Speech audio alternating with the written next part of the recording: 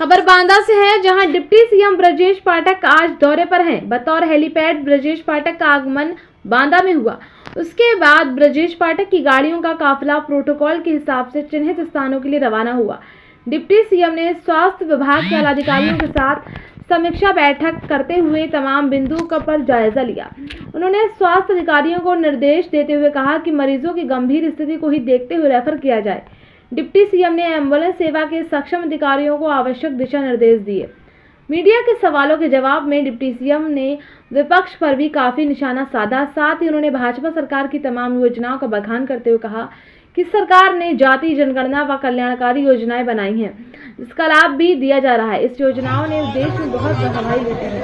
उन्होंने कहा कि भाजपा सरकार के कार्यों में खुश होकर 3 नए राज्यों में जनता ने भाजपा को चुना है। उन्होंने विपक्ष पर तंज कसते हुए कहा कि जब वो चुनाव में जीतते हैं तो चुप रहते हैं और जब हारते हैं तो ईवीएम पर सवाल खड़ा करते हैं। देश की जनता पीएम मोदी के साथ है और जनता को बेहतर सुविधाएं मुहैया कराना भाजपा सरकार की जिम्मेदारी है। प्रधानमंत्री नरेंद्र मोदी सबका साथ सबका विकास चाहते हैं। ब्रजेश पाठक ने गठबंधन को पूरी तरह फ्लॉप बताया। आइए देखते हैं ये खास रिपोर्ट संवाददाता अरुण मिश्रा के साथ।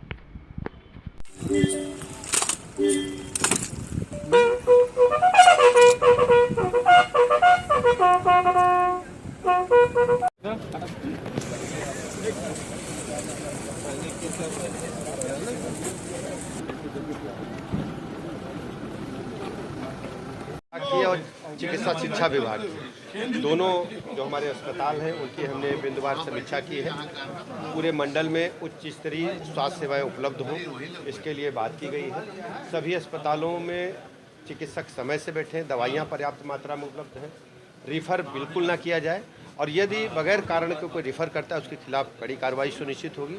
एम्बुलेंस समय से पहुँचे, उसके लिए कार्यदायी संस्था को भी हमने चेतावनी देने के लिए कहा।